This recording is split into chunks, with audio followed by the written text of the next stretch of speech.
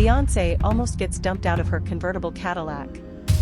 Pop singer Beyonce had a close call in her convertible classic Cadillac during one of her concerts this summer, almost falling out.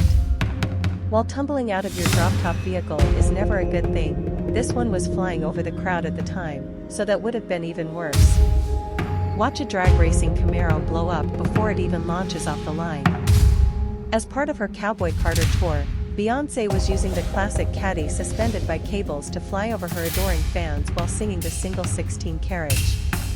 She knows how to put on a spectacle, but while performing in Houston, Texas, something malfunctioned and the vehicle tipped wildly to one side. We came so close to losing Beyonce, which would have been just so tragic. At least she would have passed doing what she loves most. Footage taken by countless fans at the concert shows the singer say over the microphone, "Stop, stop, stop," firmly signaling to her crew to stop the flying and let the car that's listing to one side go back down to the stage and safety. She then got out and was all smiles, saying, "If I'd fallen, y'all would catch me." The crowd cheers and some fans say, "Exactly, exactly." Other fans on social media reiterated that's exactly what they would have done. "We actually believe they would, and the situation wouldn't have been pretty."